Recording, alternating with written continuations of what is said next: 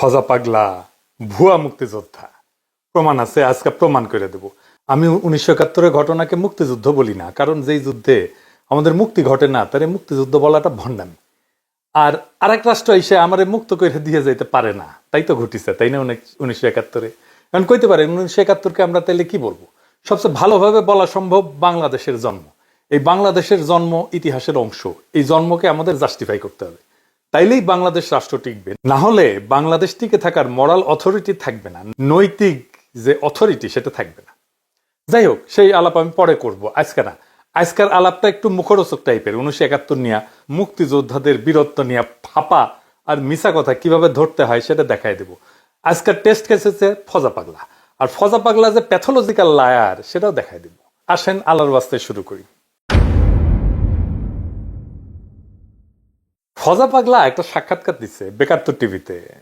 রণাঙ্গনের স্মৃতি এই সিরিজে তারে আনিছিল শফিক আহমেদ, এটা এই অনুষ্ঠান করতো। তো এই অনুষ্ঠান এতই গুরুত্বপূর্ণ মুক্তিযুদ্ধ চেতনা মারানীদের কাছে যে মুক্তিযুদ্ধ জাদুঘর এই জন্য তারে পুরস্কার দিচ্ছে। দেখেন, তার মানে এই প্রোগ্রামে যা যা বলিছে সেই সব গুরুত্বপূর্ণ কথা আমাদের আমলে নেওয়া উচিত। আসেন এগুলো আমরা দেখি, তা আগে তার কথা শুনি, তারপরে আমরা পরীক্ষা করে দেখি কথাটা সত্য আর মিথ্যা কিনা। প্রথম দাবি, সে 1971-এর 9 মার্চ পতাকা উড়াইছে। দেখেন এডিটর সাহেব, তার কথাটা দেখান। আমি কিশোরগঞ্জে 9 মার্চ পতাকা উড়ালাম, 10 মার্চ কিশোরগঞ্জ শহরে রইলাম, 11 মার্চ আমি ইটনা আমার গ্রামের বাড়িতে চলে গেলাম। আচ্ছা, এইবার আসেন দেখি কিশোরগঞ্জে কে কবে স্বাধীন বাংলাদেশে পতাকা উড়াইছিল। 1971 সালে 6 মার্চ অকুতোভয় ছাত্রনেতা কামরুজ্জামান কমরু কিশোরগঞ্জে সর্বপ্রথম স্বাধীন বাংলাদেশের পতাকা উত্তোলন করেন। কিশোরগঞ্জে পতাকা উড়ানো হয়েছে 6 মার্চ, 9 মার্চ না। আর সে উড়ায় নাই। এইটা সাহেব একটা স্কোর কার্ড করেন না পাশে, শেষে দেখুন নি ওই পাস করিছে না ফেল করিছে, লেখেন পতাকা উড়ানোর দাবি, নাম্বার কত দিমু, হদ্দুটে 0, লাড্ডা গোড্ডা।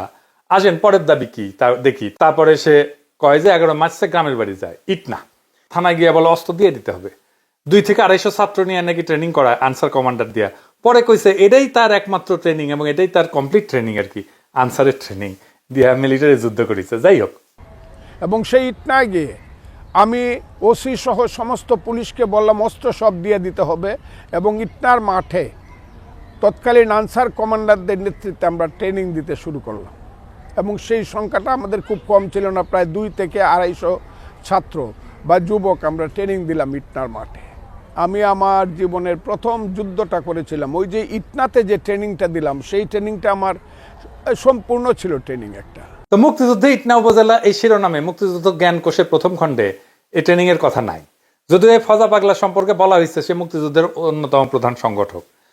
তাহলে এডিটর সাহেব, ইটনা ট্রেনিং করানোর দাবির পক্ষে কোনো প্রামাণ্য রেফারেন্স বইয়ে এভিডেন্সে নাই, তাহলে এটিও সে লাড্ডা গোড্ডা দেন। এডিটর সাহেব 2-0, কি আর করবেন, যা দিবেন হাতে তাই যাবে সাথে।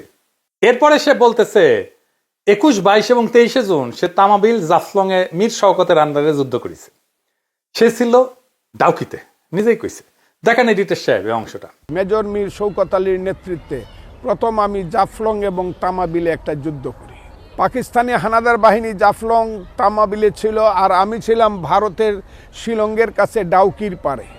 3 দিন এখানে যুদ্ধ করেছিলাম। সেটা ছিল 21, 22, 23 জুন।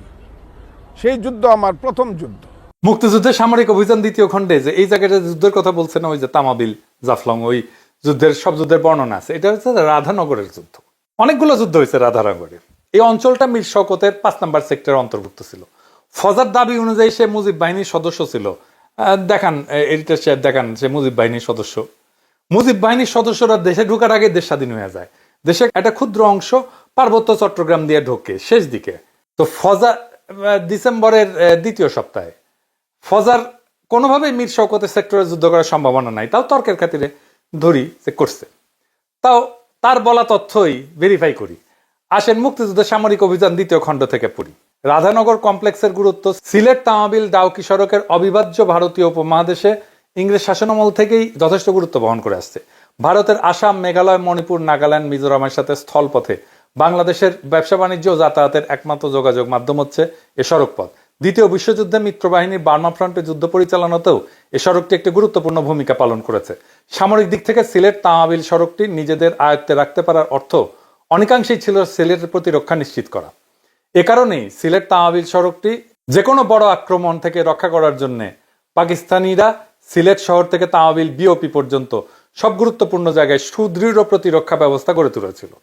প্রতিরক্ষা অবস্থানগুলোর মধ্যে রাধানগর অবস্থানটি ছিল গুরুত্বপূর্ণ, কেননা মুক্তিবাহিনী কিংবা ভারতীয় বাহিনী যদি সিলেট তামাবিল সড়কের রক্ষণ ব্যবস্থা ফাঁকি দিয়ে সিলেট শহর পর্যন্ত পৌঁছে যায়, সে পরিস্থিতিতে রাধানগর থেকে অতি সহজে অল্প সময় সিলেট ডাউকি সড়ক পথে যে কোনো অবস্থানে আক্রমণ করা যায়। তো এই ডাউকি ঘাট অঞ্চলের অবস্থান দখল করে রাখার জন্য রাধানগর ছিল একটা গুরুত্বপূর্ণ জায়গা। সহজ ভাষায় রাধানগরের অবস্থানটা সিলেট তামাবিল ডাউকি শিলং মহাসড়কের এতই কাছে ছিল যেখান থেকে যে কোনো ধরনের বড় ধরনের বিপর্যয় ঘটানো সম্ভব ছিল। আর সেই লক্ষ্যে দীর্ঘ 8 মাস ধরে পাকিস্তানিরা রাধানগরের চারিদিকে এক বিস্তৃত এলাকা জুড়ে একটা শক্তিশালী সুসংহত প্রতিরক্ষা ব্যবস্থা গড়ে তুলেছিল। 21-22 কোনো যুদ্ধ হয় নাই। 23শে জুন পাকিস্তানিরা আক্রমণ করে রাধানগর দখলে নেয়। তো উই তাইলে যুদ্ধ করিছে, তাহলে তো হারিছে উই, কিন্তু 21-22 যুদ্ধ হয় নাই। 27শে জুন মুক্তিবাহিনীরা আক্রমণ করে কিন্তু পরাজিত হয়ে পশ্চাৎপসরণ করে। 13ই জুলাই জাফলং এ একটা যুদ্ধ হয়, এটাকে মুরিয়ার যুদ্ধ বলা হয়। যে দেখেন, তাইলে ওই যুদ্ধের কোনো কথা আছে? ডাউকি ইন্ডিয়ার মধ্যে, ডাউকিতে একটা মুক্তিযুদ্ধ ক্যাম্প ছিল, সে আছে ডাউকিতে। ডাউকি থেকে সে যুদ্ধ করতেছে জাফলং আর তামাবিলে। এইটা স্যার গুগল ম্যাপে ডাউকি তামাবিল আর জাফলং দেখান তো। তামাবিল আর জাফলং দুই দিকে না, আর মাঝখানে ডাউকি, দেখেছেন? এইভাবে মিলিটারি অপারেশন করে, দুই দিকে মিলিটারি অপারেশন হবে, আর ওই ডাউকি থেকে ওই যুদ্ধ করছে। হ্যাঁ, ওই ডাউকি থেকে ওই দুইটা জায়গার দূরত্ব প্রায় 10 কিলোমিটারের মতো। মানে এটা ছেলে খেলা। আচ্ছা ভাই, আর্মির লোকজন আছে না, আপনারা কেন চ্যালেঞ্জ করেন না এসব বালসাল? তাহলে এডিটর সাহেব, জাফলং এ লাড্ডা গুড্ডা, তাই না? শূন্য। এইবার আসেন করিমগঞ্জ আর তরাইল থানা মুক্ত করা। এইটা সাহেব দেখানো কি কইছে আগে? আমরা করিমগঞ্জ থানা, তারাইল থানা আমরা দখল করলাম, তাদের সমস্ত অস্ত্র নিলাম, তারাইল থানা মুক্ত করলাম, করিমগঞ্জ থানা মুক্ত করলাম। ভিতরে এই যুদ্ধগুলো আমাদের করতে হয়েছে। করিমগঞ্জ থানাকেও মুক্ত করে নাই। 14ই ডিসেম্বর তারা রাজাকাররা ছাইড়ে চলে যায়, তারপরে পুরা করিমগঞ্জে মুক্ত হয়ে যায়। এটাকেও মুক্ত করে নাই। তাইলে এখানেও লাড্ডা গুড্ডা। করিমগঞ্জ থানা লাড্ডা গুড্ডা। তরাইল থানা মুক্তিযুদ্ধ জ্ঞান কোষে তরাইল থানা মুক্ত করার যুদ্ধের কথা আছে, সেটাও আছে। তরাইল থানা পাক হানাদারদের সঙ্গে মুক্তিযুদ্ধদের 3 বার যুদ্ধ হয়। একবার তারা দখল করার পরে পাক বাহিনী আবার এটা যে পাল্টা দখল করে নেয়। অক্টোবর মাসের প্রথম দিকে মুক্তিযোদ্ধারা থানা দখল করে, নভেম্বর মাসের শেষ দিকে হানাদাররা আবার তা দখল করে নেয়। 14ই ডিসেম্বর মুক্তিযোদ্ধারা পুনরায় দখল করে স্বাধীন বাংলার পতাকা উত্তোলন করে একেবারে স্বাধীন হয়ে যায়। ওই কোসে আর নাকি যুদ্ধই করা লাগেনি, ফায়ার বললেই নাকি পলায় যেত। তরাইল থানা দখলে 3 বার যুদ্ধ করতে হয়েছে। ফায়ার বললে কেউ পলায় যায় নাই। ফায়ার বললে থানা ছেড়ে পলায় যাইতো। সে আসতেছে শুনলে নাকি কাঁপতো। দুনিয়া কেউ শুনেছেন একটা গেরিলা অপারেশনে যাওয়ার আগে জানায় অপারেশনে যায় কেউ? ওই তো যুদ্ধের বেসিকই জানে না। আগে সে আসতেছে এটা জানায় দেয়, জানায় দিয়ে অপারেশন করে কেউ। বালসাল যা বলে বাঙ্গুরা সেটা খায়। সে নাকি কান ধরে উঠবাস করে ছেড়ে দিছে। এডিটর সাহেব শোনান।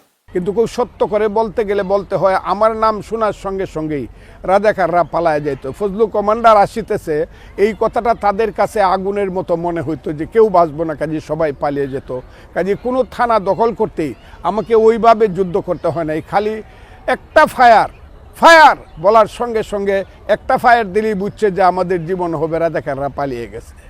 ওসিদেরকে ধরে আনছি, সিউদেরকে, তখন সিউ ছিল, তাদেরকে ধরে এনেছি গাঙ্গের পাড়ে কোথাও স্কুলের সামনে কান ধরে উঠবস করে 10টা বেতের বাড়ি দিছি। জীবনে আর কোনোদিন থানায় আসবি না, ছেড়ে দিয়েছে।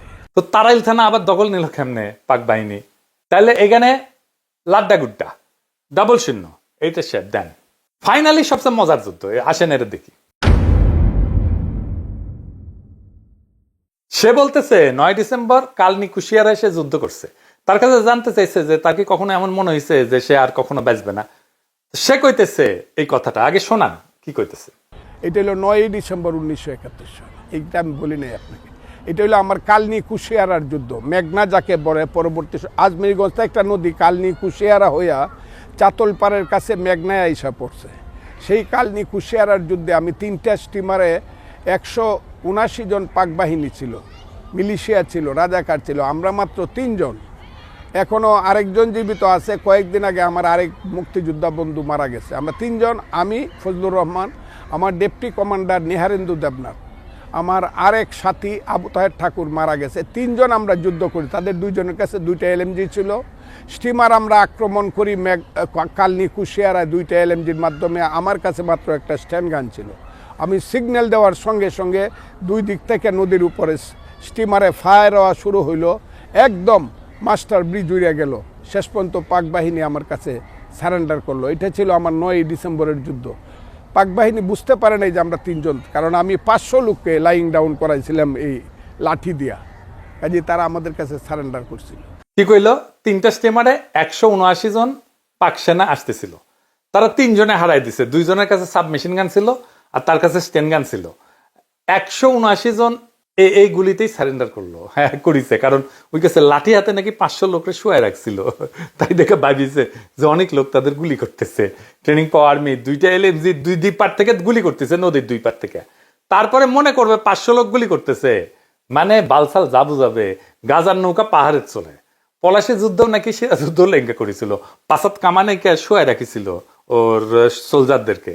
তো ওই রবার্ট ক্লাইভ ভাবিছে সারিছে কত কামান, কিন্তু ওর মধ্যে একজনের আসছিল চুলকানি। তো পাসাত যে হাত দিয়ে চুলকাইছে, ক্লাইভ বুঝিছে যে কেস তো খারাপ। এই চুলকানির জন্য রবার্ট সিরাজউল্লাহ হারিয়েছিল। শুনেছেন না এই গপ্প? চুলকানির ওষুধ বিক্রি করে যে সমস্ত হকার তাদের কাছে, এই গপ্প ওই ফজা পাগলা শুনেছিল। তাই শুনে আমাকে শুনেছে, আমাকে বাচ্চা কাচ্চা ভাবিছে। বাচ্চা কাচ্চারা এই সমস্ত গল্প করে, দামরা বুড়ারা এই সমস্ত গল্প করে, সেগুলো আবার শুনে কেউ কিছু কয় না। এই জন্যই এদের এত বার বাড়িছে। ইয়াল্লাহ, দরবেশ বানায় দাও, আমি এই দুনিয়ার থাকুন না। তো এডিটর সাহেব পাশ করিছে, ওই করে নাই। দেখেন না যে বিশেষ বিবেচনায় পাস মার্ক দেওয়া যায় কিনা, দেওয়া যায় না। দেখেন দরিদ্র অথচ মেধাবী, এই কোটায় দেওয়া যায় কিনা পাস মার্ক। এই কপালটাই খারাপ রে ফজা পাগলা।